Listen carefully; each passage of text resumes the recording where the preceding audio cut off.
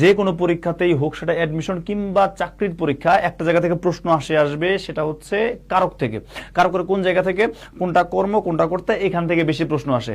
আবার এই কর্ম আর কর্তার মাঝখানে এক ধরনের ঝামেলা আছে। আপনার কাছে মনে হবে কর্তা কিন্তু হয়ে যাচ্ছে কর্ম, আপনার কাছে মনে হচ্ছে কর্ম কিন্তু হয়ে যাচ্ছে কর্তৃকারক। তার মানে এটা সহজে শিখবো কিভাবে? দেখেন লিখেছি কর্তা নাকি কর্ম শিখুন এক পলকে। হ্যাঁ, এক পলকে শিখবেন।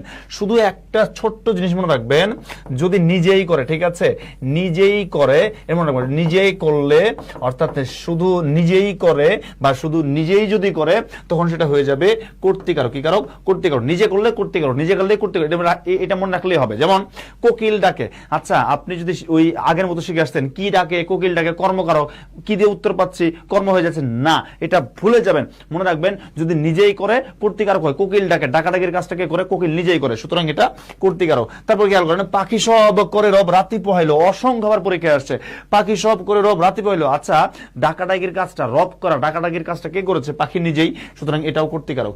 সাপের হাসি বেদেই চেনে, আচ্ছা সাপের হাসিটা চেনে কে? বেদে। ধরুন আমি বললাম হচ্ছে প্রেমিকার হাসি প্রেমিক চেনে, তাহলে প্রেমিকার হাসিটা চেনে কে? প্রেমিক, তাহলে প্রেমিকটা হলো কর্তৃকারক। ঠিক আছে। ঘোড়া গাড়ি টানে, গাড়ি টানার কাজটা তো ঘোড়া নিজেই করে, সুতরাং এইটা হলো আপনার কর্তৃকারক। রহিমকে যেতে হবে, রহিমকে যেতে মানে রহিম নিজে যেতে পারবে, ঠিক আছে, এটাই কর্তৃকারক। প্রত্যেকটা দেখতে কর্মের মতো লাগলেও এগুলা কর্তৃকারক। আর শেখার জন্য টেকনিকটা কি বলেছি মনে রাখবেন, যদি নিজেই করে কর্তৃকারক, নিজেই করে কর্তৃকারক। এখন দেখেন আর কখনো আপনার এখানে সমস্যা হবে না ইনশাআল্লাহ।